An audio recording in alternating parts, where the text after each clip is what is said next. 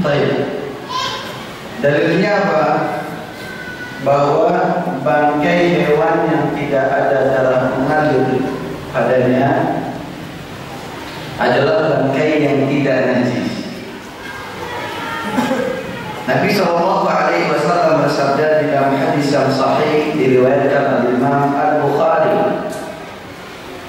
Kata beliau, "Idza waqa'a adh-dhubabu fi ina'i ahadikum falyaghmishu kullahu aw liyadhahhu fa inna fi ahadi janahayhi da' wa fil akhar shifa."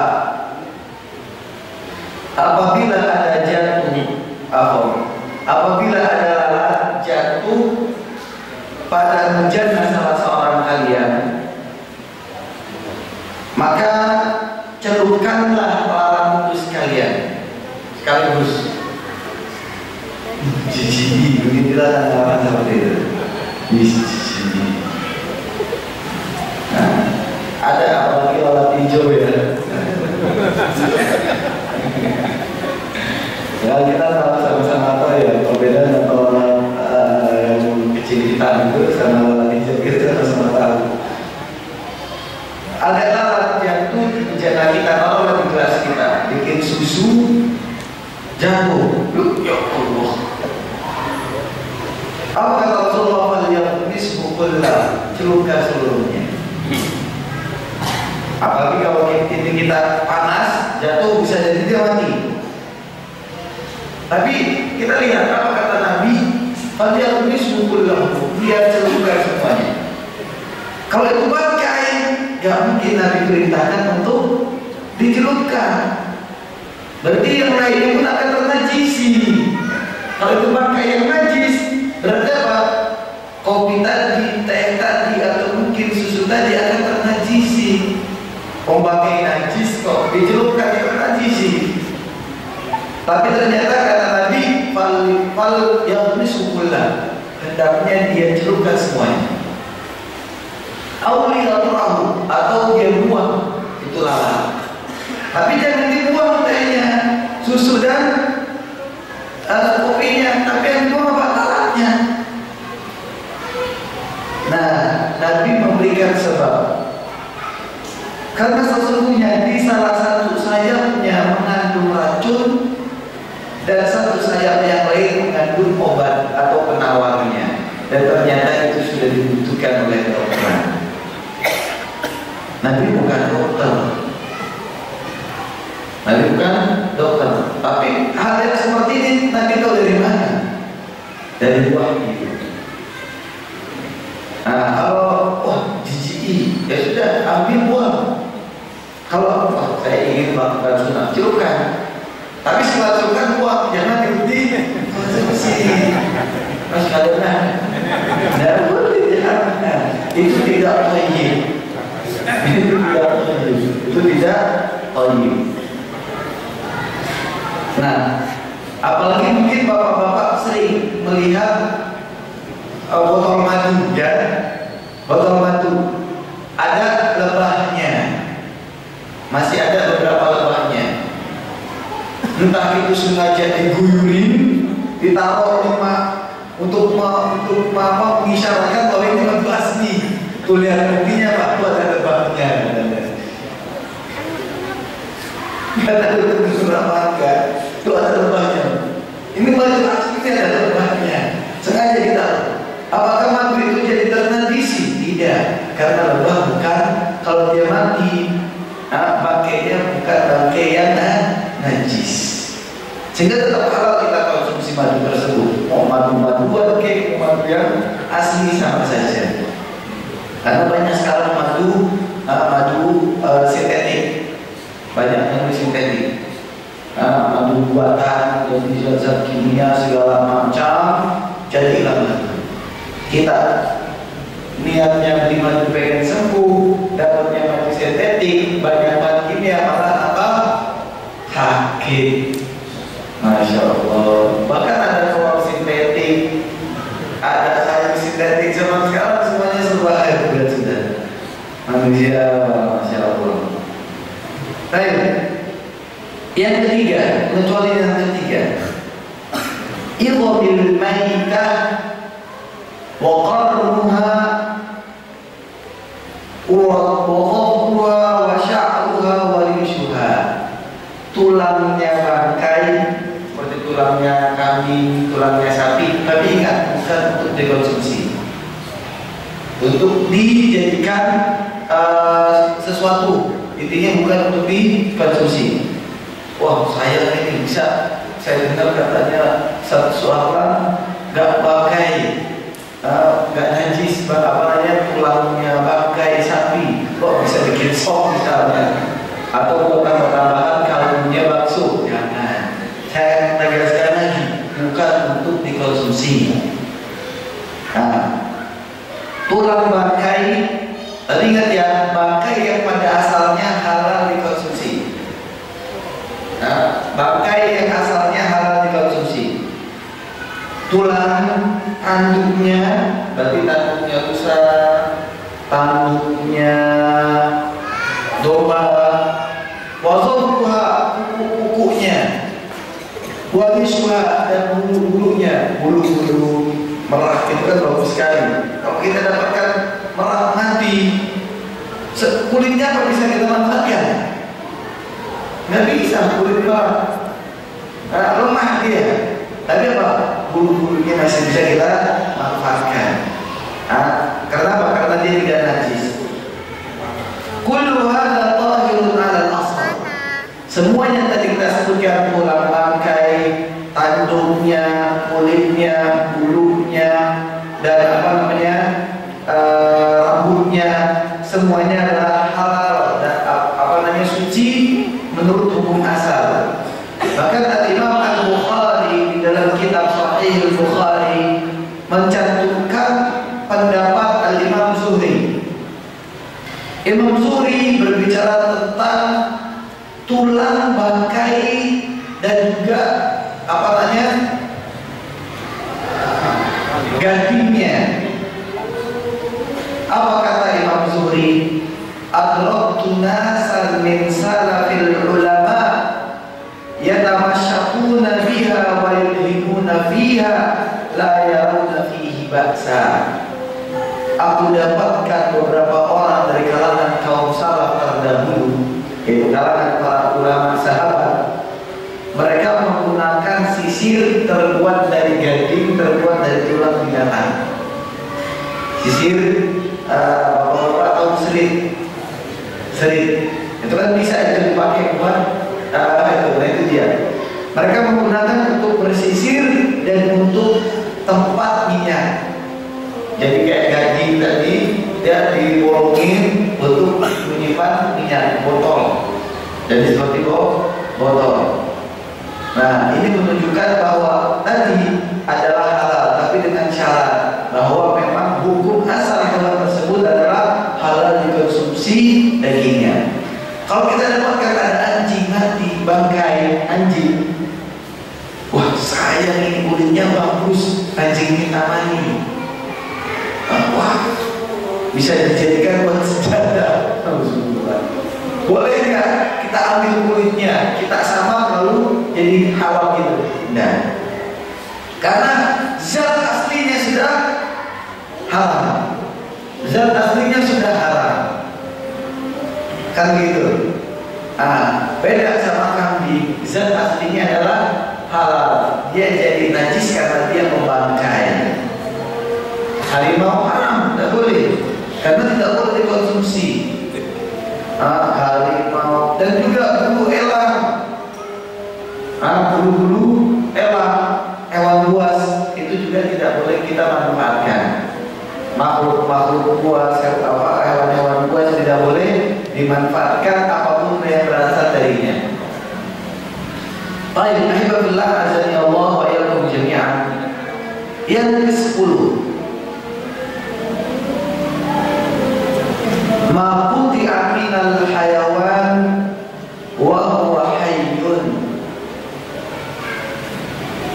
Bagian tubuh hewan yang terpotong darinya dan dia dalam kondisi masih hidup.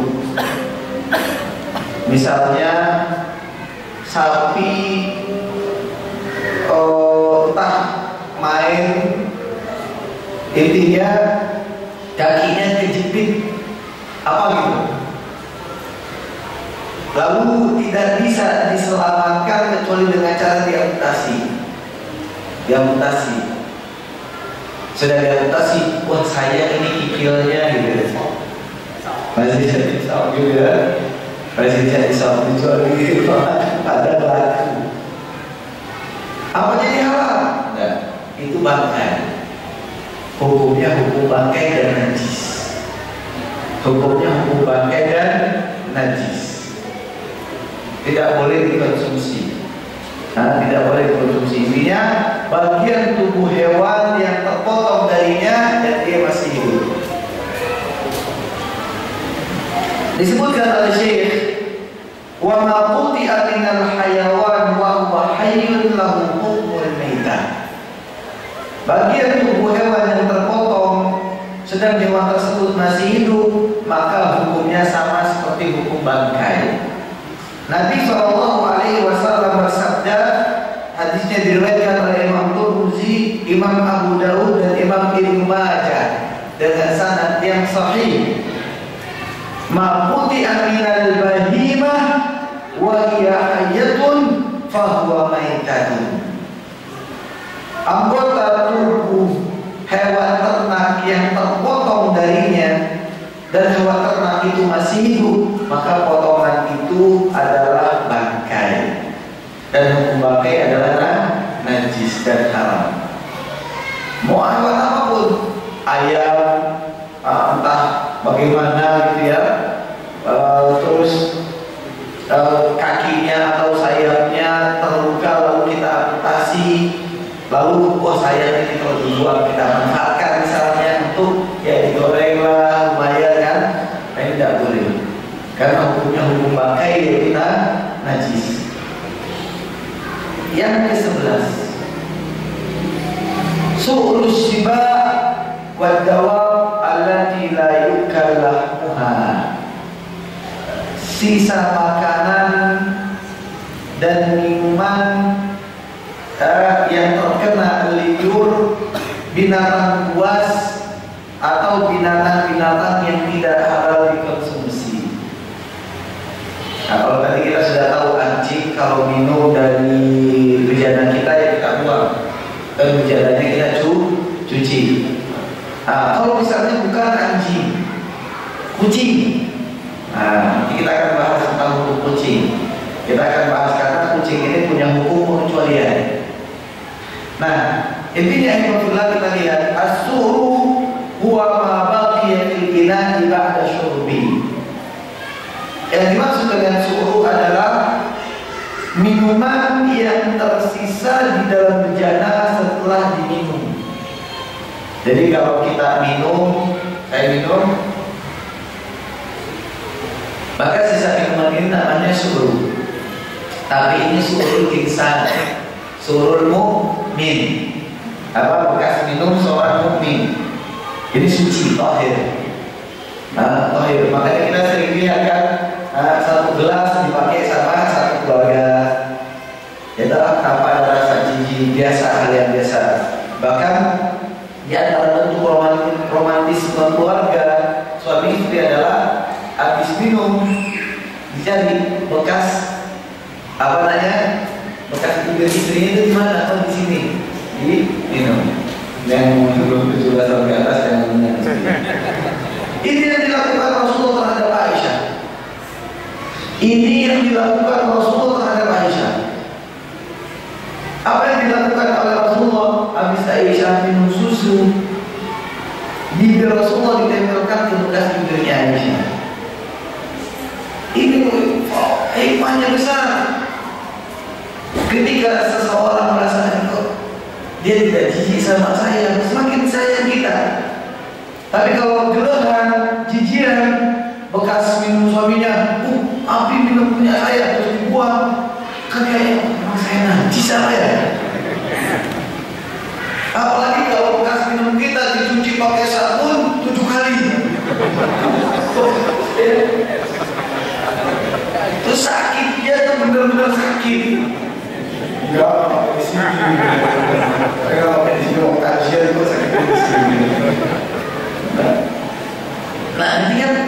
Masya Allah. Kita lihat bagaimana Rasulullah membentuk romantisme keluarga. Bahkan apa, Aisyah kalau habis ngerogotin kambing, jadi tulang yang biasanya kalau orang Arab itu masakan itu tidak dipotong-potong tulangnya, tidak dipatah-patah. Jadi kalau dagingnya daging segini, tulangnya tulang utuh. Nah biasanya di persediaannya masih banyak dagingnya itu, dirogotin. Lalu ditaruh lagi, apa yang dilakukan Rasulullah? Diambil Rasulullah, dirogotin lagi ya Rasulullah. Tidak merasa jijik Rasulullah. Dan inilah yang membuat Aisyah selalu mengenal Rasulullah SAW. Dan disampaikan di dalam banyak hadis tentang hal tersebut. Yang menunjukkan bahwa surul insan atau surul mu'min tahir. Nah sekarang hewan. Saya tadi sempat ngobrol sama Pak Adil di mobil sama Pak Joko. Di India itu ada biara yang khusus buat tikus, dan tikus itu dituhankan di sana. Jadi mereka minum susu bareng sama tikus, makan sama tikus. Tikus itu nggak takut sama manusia. Oh saking banyaknya, dan manusia itu sudah biasa berada di situ kasih makanan, kasih apa, makan bareng sama tikus, minum bareng. Ini benar-benar jijik. Nah, kita lihat sisa minum binatang buas dan hewan yang tidak halal dikonsumsi adalah najis. Kalau kita buang, kita punya monyet minum dari gelas kita cuci. Kita cuci. Karena monyet tidak halal kita konsumsi. Baik. Wa yadullu ala najasatihi, apa dalilnya? Kalau sisa makanan itu dikatakan apa, sisa minuman itu dikatakan najis. Apa ada sisa minuman binatang buas dan binatang yang tidak halal dikonsumsi? Nabi pernah ditanya tentang air yang ada di hamparan pada pasir. Wa ma yanubuhu minas sibai wa dawab, yang sering didatangi oleh binatang buas dan juga oleh binatang-binatang yang tidak halal dikonsumsi. Bagaimana kondisi air tersebut? Najis atau tidak? Apa kata Nabi? Idza kana al-ma'u qullatayn lam yahmil khabath.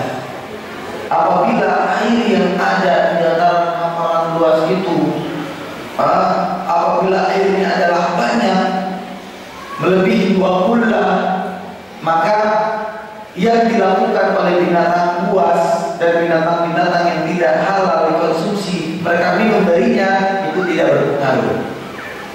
Itu tidak berpengaruh. Nah, tapi kalau airnya sedikit lalu dikonsumsi oleh mereka dan tersisa, maka sisa ini adalah najis. Hadisnya sahih diriwayatkan oleh Imam Abu Dawud, Imam Nasai, Imam Tirmidzi, dan disahihkan oleh Syekh Muhammad Nasiruddin Albani. Ini umumnya. Sekarang kita ambil pengecualian. Amal harra famadunaha fasuruhu tahir.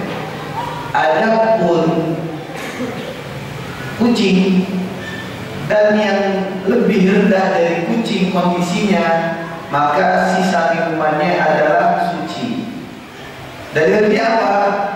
Sabda Nabi SAW, innaha laysat binajasa. Laysat binajas. Kucing itu tidak najis. Inna minal tawafina alaikum wa tawafat. Dia termasuk hewan yang sering mondar-mandir di antara kita. Jadi kalau ada kucing minum dari ember kita, lalu kita masak untuk ember kita, tidak masalah. Dan ketika kita dapatkan kucing di mana-mana, masuk keadaan melonong. Ketika kita usir lari dia, tapi nengok ngeliatin kita. Karena seperti itu kita lihat kondisi kucing. Kita usir lari dia, tapi pasti sempat-sempatnya nengok ke belakang. Baru kita jalan tenang-tenangnya. Ada kucing yang nggak tahu dosa. Sudah makan tongkol, sudah makan apa, diusir. Nah, jalannya digebuk dan santai. Kenapa? Karena dia sudah fokus sama makanannya. Ini dia. Nah, terus makanan-makanan yang lain yang juga mungkin kena jarahan dia tetap halal kita konsumsi. Tetap halal kita konsumsi karena ini adalah pengecualian yang sudah disebutkan oleh Nabi SAW di dalam hadis yang sahih diriwayatkan oleh Imam Ahmad dan oleh Ashabus Sunan dan disahihkan oleh Syekh Muhammad Nasiruddin Albani di dalam kitab Irwaul Ghalil. Yang terakhir, lahmu ma la yukallahu minal hayawan, daging hewan yang tidak halal dikonsumsi oleh kita. Nah, dagingnya itu adalah najis seperti daging babi, daging anjing, daging apapun hewan yang tidak halal kita konsumsi najis, termasuk adalah daging kata. Ustaz, kata itu halal Ustaz, siapa yang bilang? Ustaz, kita sembelih Ustaz. Loh, kata itu termasuk hewan yang haram dibunuh. Kata itu termasuk hewan yang haram dibunuh. Nah terus piye? Kalau kita sembelih berarti kita sudah melakukan satu larangan. Kalau kita biarkan mati berarti dia pakai. Ustaz, emang kan kita kan manusia punya akal Ustaz. Kita suruh orang bunuh, kita beli dari dia. Jadi kalau kita Yahudi, jangan. Masih banyak hewan-hewan yang nikmat halal. Kenapa nyari yang sulit-sulit harus ke sawah, harus ke sana, harus ke sini? Ya, yang mudah-mudah saja. Alhamdulillah, azani Allah wa iyyakum jami'an. Dan ini dalilnya banyak, termasuk diantaranya adalah sabda Rasulullah SAW tentang keledai Cina. Tentang keledai Cina yang banyak digunakan untuk tunggangan umumnya. Ini adalah haram. Kalau keledai liar, keledai hutan, itu halal. Tapi kalau keledai Cina yang digunakan untuk tunggangan itu haram. Dalilnya adalah hadis yang sahih diriwayatkan oleh Imam Muslim, oleh Imam Ahmad dan juga disebutkan oleh Imam Al-Bukhari rahimahullah. Rasulullah sallallahu alaihi wasallam bersabda, "Inna Allah wa rasulahu yanhaakum an luhumil humur fa innaha rijsun aw najis." Sesungguhnya Allah dan Rasulnya melarang kalian untuk mengkonsumsi daging-daging keledai, karena sesungguhnya daging keledai adalah najis dan kotor. Di dalam hadis yang lain, juga hadis yang sahih diriwayatkan oleh Imam Muslim, hadis Salamah Ibnul Aqwa, pernah satu saat sore sudah datang dan negeri Khaybar yang dikuasai oleh orang Yahudi sudah berhasil dikuasai oleh kaum muslimin. Negeri Yahudi Khaybar sudah berhasil dikuasai oleh kaum muslimin. Maka banyak dari kalangan kaum muslimin yang menyalakan api untuk masak karena capek berjihad. Maka Rasulullah SAW ketika melihat ada beberapa orang berkumpul mengelilingi api tadi, maka Rasulullah bertanya, "Ma hadhihi an-naru ala ayyi syai'in tuqidun?" Kenapa kalian menyalakan api dan kalian sedang membakar apa? Atau sedang memasak apa? Mereka jawab, "Kami sedang memasak daging." Kata Nabi, "Ala ayyi laham?" Daging apa yang kalian masak? Mereka menjawab, "Ala lahmil humuril insiyah." Kami masak daging keledai Cina. Keledai yang biasa digunakan untuk tunggangan. Faqala ahlikuha waqsimuha. Buang dan pecahkan bejana itu. Buang dan pecahkan bejana itu. Ada salah seorang sahabat yang berkata, "Ya Rasulullah, nuhriqa wa nafsiduha." Bagaimana menurutmu kalau kita buang saja di daging, tapi cukup kita cuci bejananya, enggak perlu kita buang, kita pecahkan. Apa kata Nabi? Awal ya itu saja. Nah, di sini menunjukkan apa? Menunjukkan bahwa daging keledai jinak adalah najis. Bahkan di dalam hadis pertama disebutkan fa inna rijsun aw najis. Dia kotor dan najis. Di dalam hadis yang kedua, bahkan Nabi memerintahkan untuk memecahkan bejana yang terkena daging tadi. Nah, tapi yang kedua, ternyata Rasulullah pun dia sudah dicuci saja. Karena najis harus dicuci. Wallahu a'lam bishawab. Ini ada 12 macam najis yang harus kita ketahui hukumnya. Sehingga kita benar-benar tahu apa yang harus kita lakukan. Oh, kalau ini berarti begini, kalau ini berarti begini. Baik. Bagaimana cara membersihkan najis mutawassit? Kita belum tadi singgung ya. Membersihkan najis mutawassit cukup 1 kali dicuci sampai 3 kali cucian. 1 kali dicuci sampai dengan 3 kali cucian. Najis ringan adalah dengan diciprati saja. Najis mughalladhah 7 kali cucian dengan air, salah satunya dengan tanah. Najis mutawassithah 1 sampai 3 kali cucian. Seperti waktu maaf kita cebok. Ya, 1 gayung kalau kita anggap sudah bersih ya sudah. Atau 3 gayung. Nah, jangan 1 ember, itu berlebih. Karena itu berlebih. Wallahu a'lam. Mungkin ada pertanyaan.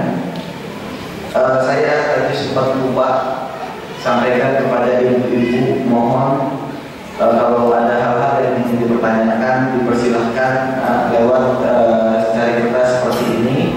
Insya Allah bisa memberikan manfaat karena ilmu bukan hanya untuk kaum lelaki saja. Ustaz, apakah hewan buruan anjing yang dilatih hukumnya halal dan melepasnya dengan bismillah? Ya, halal. Kata Allah Subhanahu wa ta'ala, "Wa ma 'allamtum minal jawarihi mukallibin tu'allimunahunna mimma 'allamakumullah fa'amsiku mimma amsakna 'alaikum fadhkuru Allah 'alaihi."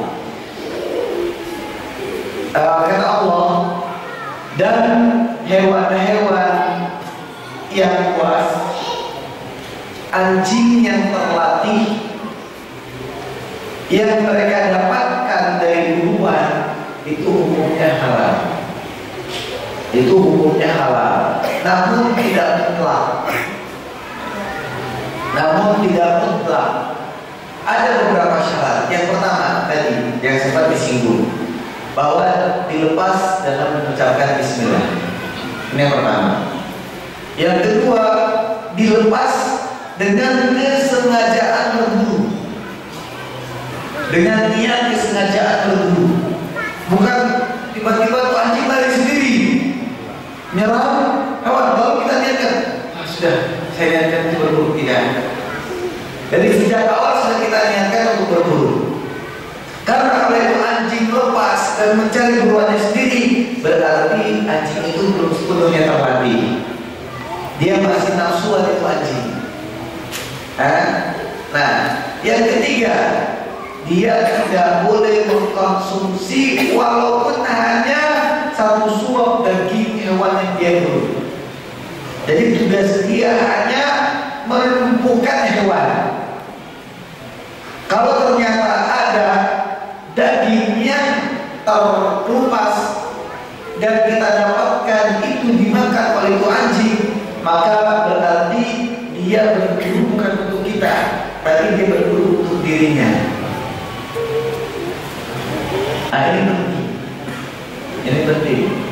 Nah, ini 3 syarat ini adalah untuk menjadi halal hewan tadi. Berarti apa? Kita urus dengan bismillah. Bismillah, karena berburu. Dengan niat kita sengaja.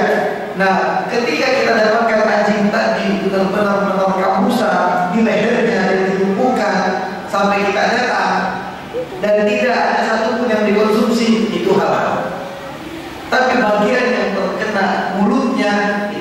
hamil, gitu ya, kita kasih sebagai hadiah buat anjing kita.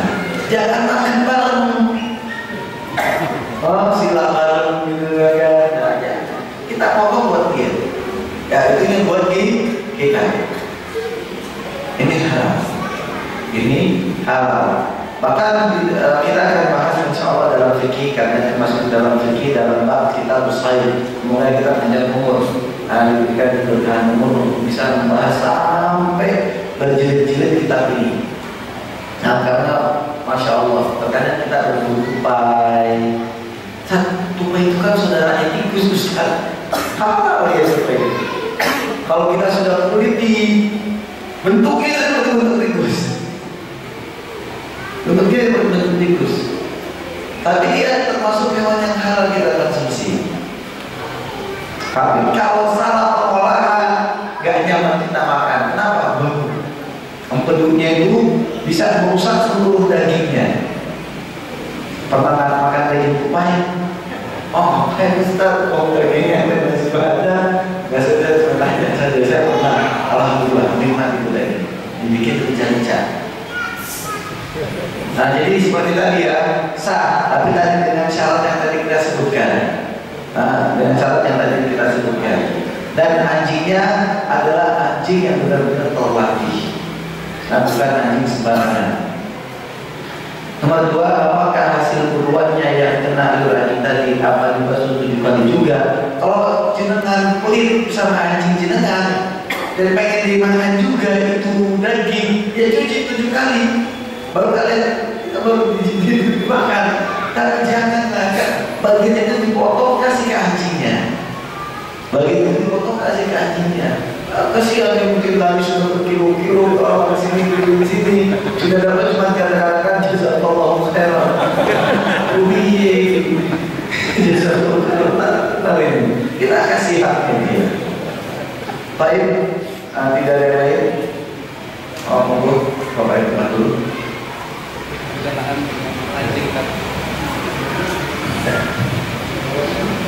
Berkenaan dengan anjing tadi disampaikan kalau untuk beternak dan berburu dan pertanian tadi itu tidak dikurangi pahalanya. Kemudian yang saya tanyakan, berapa ukuran, apakah ada ukuran yang disebut itu peternakan atau itu disebut pertanian?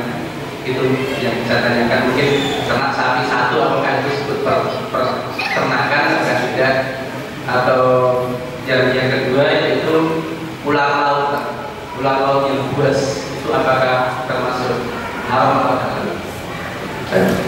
Alhamdulillah, yang pertama tentang peternakan. Peternakan yang dimaksud adalah peternakan yang digembalakan. Peternakan yang digembalakan, yang kita lepas di gembala. Yang tujuannya adalah untuk apa? Untuk menjaga dari hewan-hewan buas lainnya. Entah dari serigala, apakah itu hewan ternaknya 1, 2, 3, 4, tapi yang digembalakan. Nah, ketika masuk pada kandangnya, yaitu pun juga termasuk anjing yang menjaganya. Dari kalau kita punya ayam, menjaganya dari musan, dari bajing dan lain sebagainya, atau mungkin dari bajingan. Kalau kita boleh kasar gitu ya ngomongnya, itu boleh walaupun cuma 1 sapi. Walaupun cuma 1 sapi, karena kita sedang beternak dan masuk dalam hukum itu. Begitu juga kita mungkin sedang bercocok tanam bonsai. Kita jaga dari kejahatan manusia, kita pakai anjing misalnya, sah.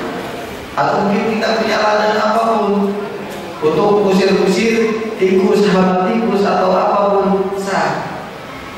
Boleh dari anjing tersebut. Boleh dari anjing tersebut. Namun tidak kita masukkan ke rumah kita. Itu yang pertama. Yang kedua, semua hewan laut halal. Namun yang tidak dihalalkan adalah yang beracun darinya. Bukan karena zatnya halal, tapi haram disebab. Haram disebabkan sebab. Haram disebabkan sebab, bukan karena zatnya haram. Kalau zatnya semua hewan laut adalah halal. dia diharamkan karena dia menyebabkan kematian. Masuk dalam dalil yang lain. Masuk dalam dalil yang lain. Kita sudah tahu bahwa kopi ini kena racun. Boleh tidak kita minum? Haram. Tapi kopi ini najis atau tidak? Tidak. Suci dia. Dan kopi halal. Tapi kalau kita tahu ada racun, kita harus buang. Wala tulqu bi aydikum ila tahluka. Jangan kita biarkan tangan kita menyebabkan kebinasaan pada diri kita. Ini dia. Nah, kenapa? Karena semua hewan laut masuk di dalam ini, walaupun namanya ular. Walaupun namanya ular. Mau namanya anjing laut, babi laut, dia tetap halal. Nah, selama dia adalah hewan laut dan mati di laut. Seperti itu. Satu lagi. Hewan yang halal tetapi diburu dengan senapan. Ya, halal dengan senapan, dengan apa namanya, panah, dengan batu itu halal. Tapi dengan syarat anhal dam, dapat menumpahkan darah. Kalau tipu pakai batu mati karena benturan, haram jadinya. Atau mati karena jatuh, mutaradiyah. Maksudnya dalam hukum mutaradiyah. Maksudnya dalam hukum mutaradiyah. Apa itu mutaradiyah? Yang jatuh. Hewan yang jatuh terus mati. Ada burung, mungkin pas kena ketepel, mungkin kena ketepelnya cuma sayapnya, tapi ketika dia jatuh mati, sebabkan jatuhnya tadi. Ini jadi haram. Nah, mau senapan, mau ketepel, mau apa, ketika anhal dapat mengeluarkan darah dari situ tadi, jadi haram. Jadi haram. Tapi dengan cara tadi ada darah yang dikeluarkan. Nah, ada darah yang dikeluarkan. Ketepel apa senapan misalnya kena dadanya dan tembus lalu keluar darah, haram. Tapi dengan syarat bismillah. Jangan cuma pisang-pisang, tidak, dan nggak boleh. Nembak pisang-pisang, kalau pisang-pisang terus harus dapat dibuang, nggak boleh. Nggak boleh. Tidak dibenarkan menjadikan makhluk hidup sebagai sasaran tembak, kecuali untuk sebuah hajat. Kalau makhluk hidup yang halal dikonsumsi untuk dikonsumsi, untuk makhluk hidup yang hama ya untuk dibinasakan, itu boleh. Tapi kalau hanya sekedar halal dimakan tapi dibunuh dan dibiarkan begitu saja, itu tidak boleh. Ada bulu gereja ditembak, kena terus ditinggal, tidak benar seperti ini. Nah, cari yang lain, mungkin buah-buahan kita tembak kalau untuk berlatih ya. Silakan Bapak yang kata.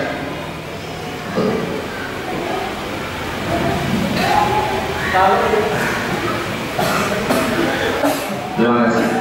Kalau untuk hewan air, tapi dia dibudidaya kemudian sebagai makanannya itu bangke. Sebagai satu contoh lele, misalnya dia dikasih bangke itu sampai seberapa dia tetap halal. Kemudian yang kedua, kalau kita sebagai pedagang, maka kita harus mencari dikasih makan apa. Kemudian yang kedua, yang baru tren sekarang itu saya budidaya kroto. Apa? Kroto, jadi memelihara semua. Kemudian untuk diambil telurnya, itu boleh tidak? Terima kasih. Yang pertama tentang lele, atau mungkin bukan hanya lele ya, ayam kampung. Ayam kampung yang hobinya dikot,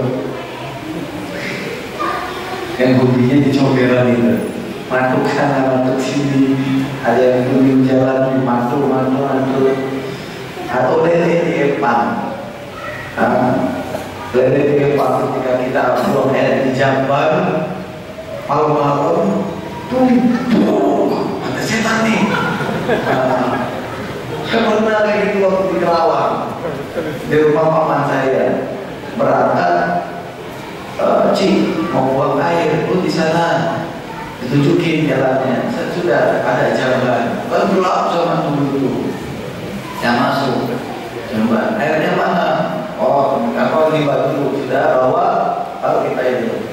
Tapi ajibnya apa? Setiap kaki kita setan ini langsung buru-buru kita ini. Ada setannya? Nggak ada. Nah, abang saya di sana juga kayak gitu. Wiji ada cik. Nah, kita baru sadar pas apa? Pas pagi-pagi kita buang air. Ternyata baru tak lele. Sampai ada loncat gitu. Ya Allah. Wah, udah gitu dan kita ingat kemarin kita dihidangkan lele gede-gede. Ternyata tidak makan ini loh. Benar kita tanya sama mertua aci saya, paman saya. Ini lele yang mana? Itu lele banget.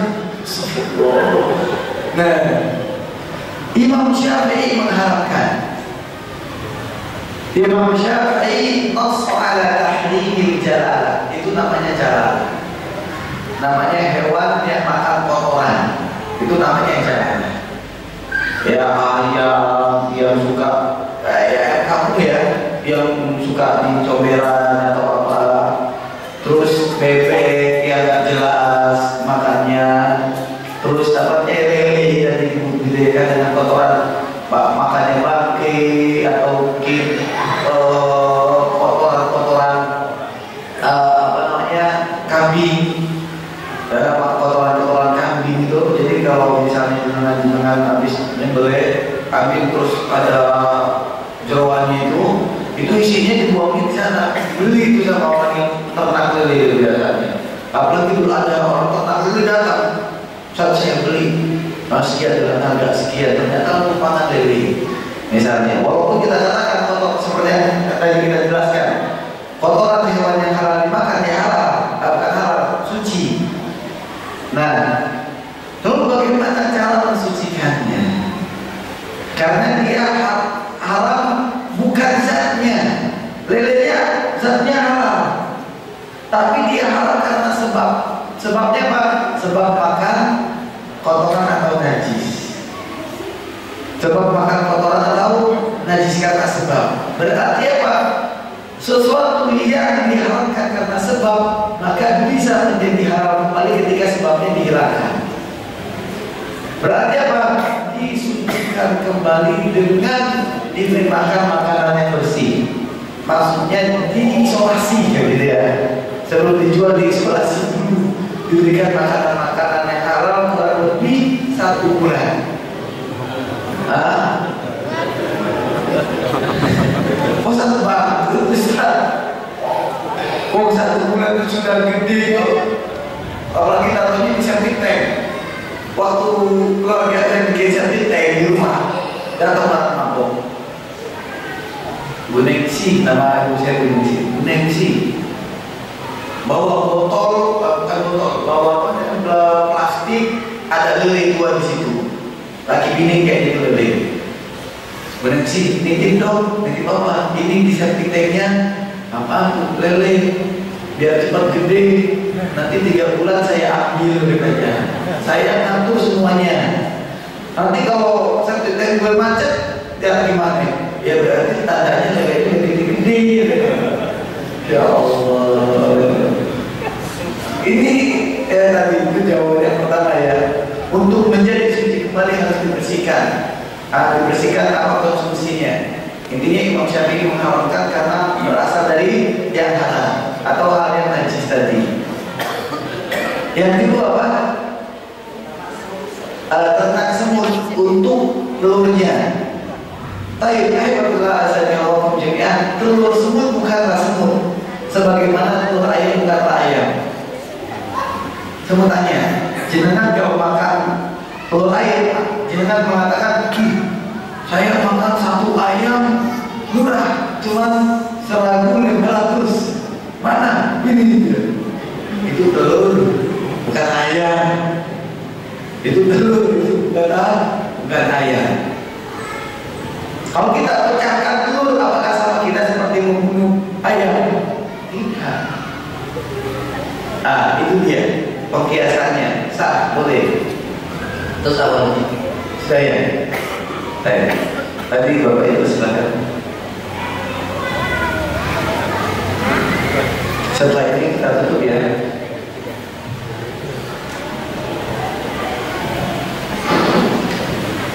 Terima kasih.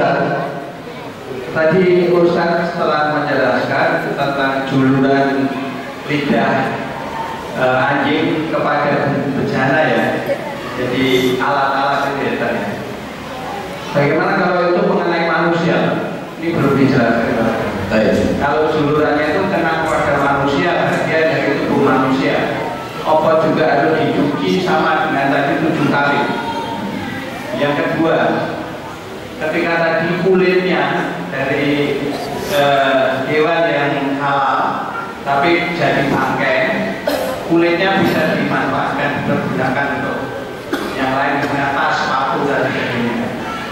Dengan syarat harus dicuci dulu atau dibersihkan melalui menggunakan garam atau kapur ya. Ya kita rata-rata senang terhadap produk itu. Tapi bagaimana caranya kita tahu kalau ini sudah suci betul? Hanya sudah melalui proses tersebut. Yang ketiga, macan, harimau itu ya. Harimau itu haram ya tadi. Iya Pak. Kalau banyak harimau yang dikeringkan, ya masih utuh itu. Kemudian kita mungkin lulus karena bagus itu ya. Itu apa kita juga kena najis semua kan itu? Itu aja. Terima kasih. Assalamualaikum warahmatullahi wabarakatuh. Yang kita sedang bahas macam-macam najis, dan sebenarnya saya menyinggung tentang cara pensucian itu hanya untuk melengkapi saja. Ada untuk pembahasan tata cara membersihkan najis itu ada sendiri babnya, tapi tidak masalah, akan panjang sedikit saja. Benda-benda yang mungkin saja ternajisi itu ada 3 kondisi, ada 3 macam benda. Dan najis ada 3 macam najis, berarti 3 kali 3, 9 cara pensucian. Logikanya seperti itu. Contoh, benda yang pertama, benda yang bisa dikucak dan diperas. Seperti apa? Pakaian, baju gitu ya, bisa dikucak, bisa diperas. Terkena najis mutawasito, mukhafafah dan mukhalafah. Berarti kan sudah satu benda ada 3 cara pencucian. Disebabkan 3 najis tadi yang berbeda. Kayak saya contohkan tadi, baju kena najis kencing bayi. Tapi kita lakukan cukup ciprati, kita peras, kita berangkat ke masjid. Tapi kalau saya batal karena saya manggil-manggil tadi, saya gendong, sudah umur 2 tahun setengah, pipis, itu sudah tidak bisa pakai cipratan air. Berarti apa? Saya cuci 1 sampai 3 kali cucian, banjur air, ucap-ucap, peras, baru saya berangkat. Walaupun nggak pakai sabun, karena bau tidak menandakan najis. Kayak kentut, kentut najis nih, enggak, ya kan? Nah, ini yang kedua. Yang ketiga, kalau najis mukhalafah pada baju, ambil debu, pasir, air ke baju kita, ucap, bilas dengan baju tadi. Berangkat ke masjid, walaupun nggak pakai sabun. Ya, 7 kali. Ya, 7 kali, salah satunya dengan tangan. Nah, itu jika benda yang pertama adalah bisa diucap dan diperas. Yang kedua, tidak bisa diucap, tidak bisa diperas, tapi bisa diulang balik. Contoh apa? Karpet. Siapa yang bisa diucap nih karpet dan diperas nih karpet? Saya kasih hadiah buku dan bisa. Nah, terus kita katakan kalau ada bayi kita taruh di bawah karpet, pipis, tapi kita ciprati. Tapi kan bisa kita pencet, kita peras. Kita apa? Kita bolak-balikan. Kita tepuk-tepuk. Nah, kita tepuk-tepuk, lalu kita ambil tisu atau lap kering untuk menyerap apa?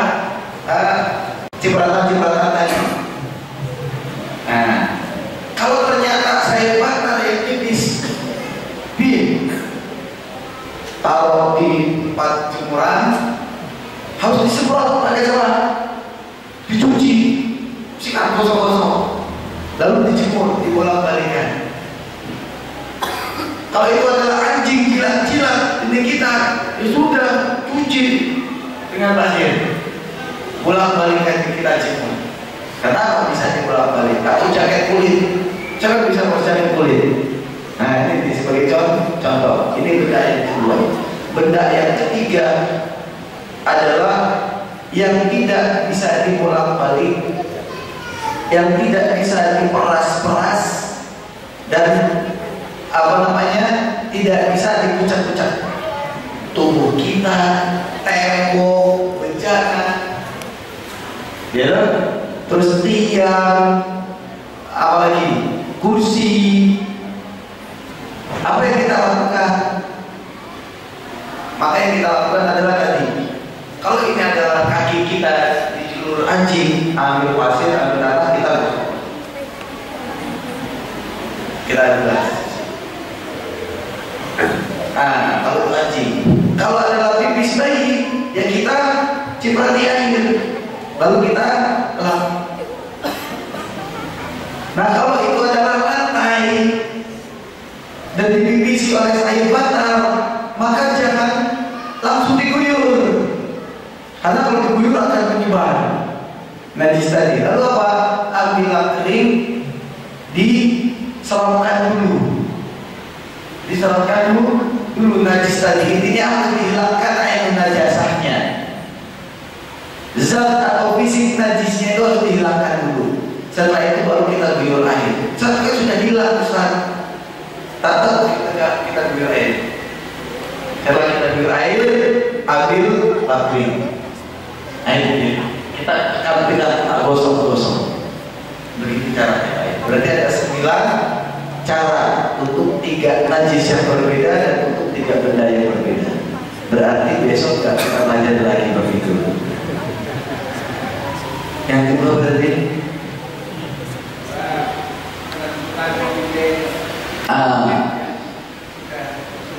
sudah bersih atau belum adalah ketika kita sudah maksimal melakukan sunnah. Dan kita tidak bisa memastikan kebersihan najis sampai pun ketika kita cebok. Apakah maaf ini? Habis kita cebok, kita ngaca. Maaf ini, ngaca benar? Tidak ada. Apa yang kita yang sudah bersih? Apa standarnya bersih? Habis, abang sudah bisa lihat. Jangan-jangan ada khasnya kalau di mana gitu, kalau di mana. Karena dia cair, kena cair juga, nggak kerasa sama kita. Apalagi kalau pasti kayaknya mencret. Nah, berarti apa? Kembali kepada tata cara yang disyariatkan. Makanya saya sering menyinggung apakah sudah dibersihkan sesuai dengan syariat atau tidak. Cebok 1-3 kali. Jika bersih sampai dengan 7 kali. Saya nggak yakin bersih. Nah, terus bagaimana lagi? Itu sudah cukup. Bayangkan, Nabi hanya menganjurkan istinja dengan menggunakan 3 batu. Apa dengan 3 batu bersih? Seleher. Apa kita yakin bersih? Tidak. Berarti pasti ada yang nyantol. Tapi itu sudah dikatakan bersih. Berarti standar bersih atau tidak adalah standar syariat, bukan standar logika kita. Termasuk adalah yang disamakan. Sudah kita balur semuanya dengan garam atau kita rendam dengan air, kita jemur, sudah itu suci. Karena itulah penyamakan, dan penyamakan sesuai dengan kondisi daerah masing-masing. Kalau di Saudi tadi, di Yaman, di Saudi, itu dengan menggunakan rempah alkohol direndam. Kalau di Indonesia mungkin disamaknya pakai tadi garam atau kapur. Nah, itu sudah dikatakan sedang disucikan. Nah, itu standarnya baik. Yang ketiga, hewan yang dibekukan sampai akhirnya dihiasi, jadikan hiasan dan lain sebagainya, maka ketika tidak memegangnya atau apanya, maka kulit itu adalah najisi, najis. Maka kita pun harus mencuci tangan setelahnya. Jangan habis makan itu sambil ngemil terus begini terus kita ngemil. Tetap tidak semua najis itu kotor terlihat. Kayak jilatan anjing, apa kotor? Enggak kelihatan. Tapi pasti itu kotor. Nah, tapi sebaliknya tidak semua yang kotor adalah najis. Tapi kan